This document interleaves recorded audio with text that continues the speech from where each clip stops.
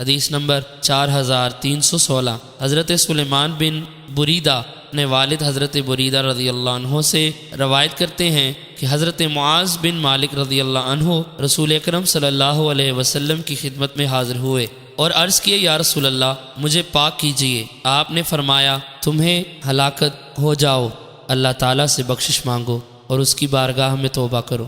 حضرت بریدہ رضی اللہ عنہ فرماتے ہیں، وہ تھوڑی دور گئے، پھر واپس آئے اور عرض کیے، یا رسول اللہ مجھے پاک کیجئے۔ نبی اکرم صلی اللہ علیہ وسلم نے فرمایا، تمہیں ہلاکت ہو، واپس جاؤ، اللہ تعالیٰ سے مغفرت مانگو اور اس کی بارگاہ میں توبہ کرو۔ راوی فرماتے ہیں، وہ تھوڑی دور گئے، پھر حاضر ہوئے اور عرض کیا، یا رسول اللہ مجھے پاک کیجئے۔ رسول اکرم صلی اللہ علیہ وسلم نے اسی طرح فرمایا، حتیٰ کہ چوتھی بار نبی اکرم صلی اللہ علیہ وسلم نے ان سے فرمایا، میں تمہیں کس چیز سے پاک کروں؟ انہوں نے کہا، زنا سے۔ رسول اکرم صلی اللہ علیہ وسلم نے فرمایا، کیا ان کا دماغ خراب ہو گیا ہے؟ آپ کو بتایا گیا کہ یہ پاگل نہیں ہے۔ آپ نے پوچھا، کیا انہوں نے شراب پی رکھی ہے؟ ایک شخص نے کھڑے ہو کر ان کا منہ سونگھا تو شراب کی بو محسوس کی۔ رسول اکرم صلی اللہ علیہ وسلم نے پوچھا، کیا تم نے زنا کیا ہے؟ انہوں نے عرض کیا، جی ہاں۔ نبی اکرم صلی اللہ علیہ وسلم نے حکم دیا تو ان کو رجم کیا گیا۔ پھر ان کے بارے میں لوگوں کی دو رائیں۔ بعض لوگوں نے کہا کہ حضرت معاذ ہلاک ہو گئے، ان کو ان کے گناہوں نے گھیر لیا، اور کسی نے کہا حضرت معاذ کی توبہ سے کسی کی توبہ افضل نہیں۔ وہ رسول اکرم صلی اللہ علیہ وسلم کی خدمت میں حاضر ہوئے اور آپ کے ہاتھ پر ہاتھ رکھا، پھر عرض کیا، مجھے پتھروں سے مار ڈالیں۔ حضرت بریدہ رضی اللہ عنہ فرماتے ہیں، 2 یا 3 دن صحابہ کرام کے درمیان یہی اختلاف رہا۔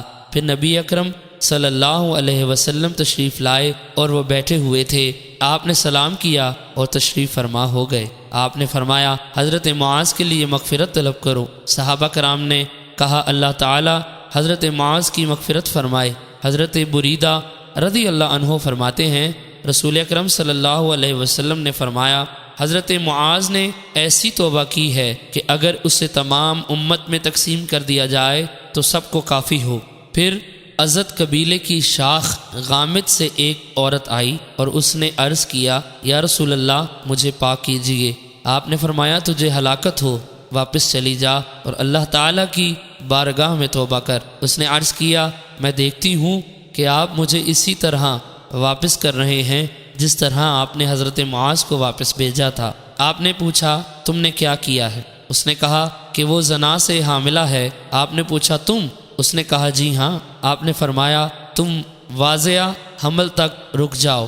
راوی فرماتے ہیں، انصار کا ایک شخص اس کا کفیل بنا، حتیٰ کہ جب اس کے ہاں بچہ پیدا ہوا تو بارگاہ نبوی میں حاضر ہوا اور عرض کیا، غامدیاں کے ہاں بچہ پیدا ہوا ہے۔ آپ نے فرمایا، اب ہم اسے رجم نہیں کریں گے، اس کا چھوٹا بچہ اس طرح چھوڑ دیں کہ اسے دودھ پلانے والا کوئی نہ ہو۔ چنانچہ انصار میں سے ایک شخص کھڑا ہوا اور اس نے عرض کیا، یا رسول اللہ اس کو دودھ پلوانا میرے ذمہ ہے۔ راوی کہتے ہیں، پھر رسول اکرم صلی اللہ علیہ وسلم نے اس عورت کو رجم کر دیا۔